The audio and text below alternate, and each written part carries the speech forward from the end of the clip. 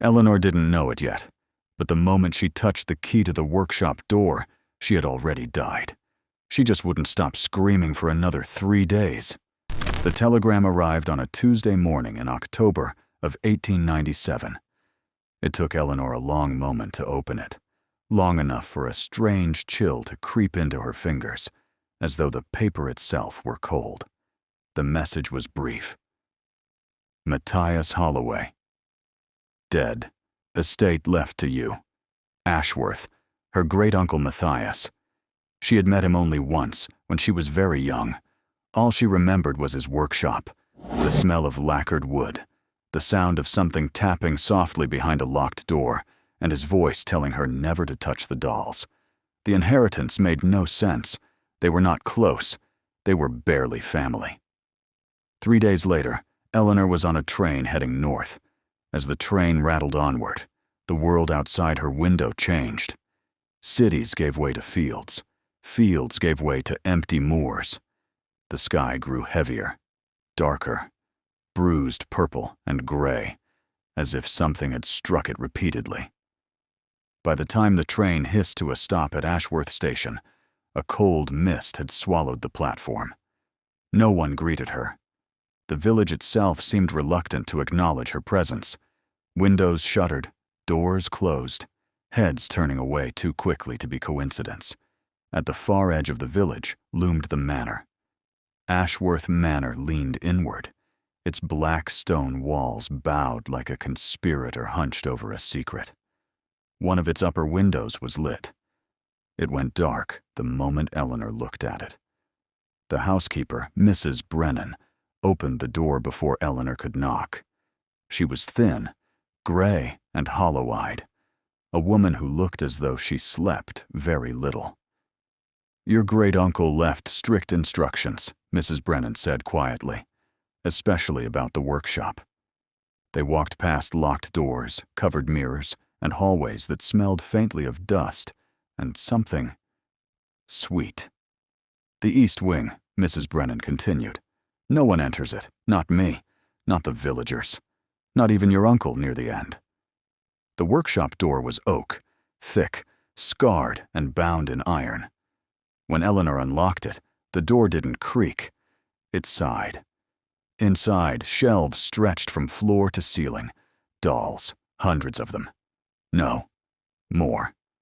Their porcelain faces stared outward, eyes catching the thin gray light. Some smiled, some frowned, some looked afraid. None of them looked empty. In the center of the room lay a half-finished doll. One glass eye stared upward. The other socket was dark, wet-looking, unfinished, and Eleanor had the sudden, overwhelming certainty that it was waiting for its second eye. That night, she heard footsteps. Eleanor told herself she wouldn't go back into the workshop. She failed before breakfast. Something pulled at her. Not curiosity, not courage, but the same quiet pressure one feels standing too close to a cliff edge. The room looked unchanged in the morning light, yet it felt different. The dolls seemed closer than she remembered, their heads angled ever so slightly downward, as if they'd spent the night leaning in. The half-finished doll was still on the table. Its single glass eye was no longer staring at the ceiling. It was staring at her. Eleanor froze. After a long moment, she forced a laugh that sounded brittle even to her own ears. Settling of the house, she told herself. Shadows. Imagination. She turned away and noticed the desk. Her great-uncle's desk had been locked the night before. She was certain of it. Now, one drawer stood open. Inside lay a stack of leather-bound journals, their covers cracked and darkened with age. When she touched the first one, her fingers came away dusted with something that wasn't quite dust. Fine, gray, and faintly greasy. The earliest entries were neat, almost obsessively so. 1862 porcelain ratios, kiln temperatures, notes on achieving translucence in skin tones, observations on how light behaved behind glass eyes. Normal things, almost comforting. Then the handwriting changed. August 12th, 1867. The secret is not in the clay or the fire. It is in what the maker gives of himself. A doll without essence is only an object. Eleanor swallowed. She turned the page. November 3rd, 1869. The old craftsman understood what we have forgotten. Creation demands sacrifice. Life must be borrowed to make life. Her pulse quickened. She flipped ahead, skipping years. March 17th, 1871. Success. Little Margaret breathes, not truly, but close enough that I must watch her chest to be sure. When I speak to her, she listens. When I leave the room, I hear her move. Eleanor's eyes darted to the shelves. The dolls did not move. Still, she felt watched. The name Margaret appeared again and again, followed eventually by silence. No explanation. No goodbye. Then came a new name. Emily, her great-uncle's wife. June 22nd, 1873. Emily is gone. The fever took her before dawn. The house is unbearably quiet without her.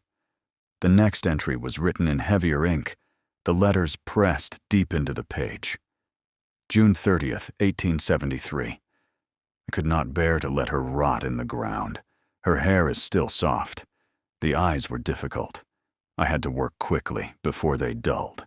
But I saved them. She looks at me now. Eleanor dropped the journal.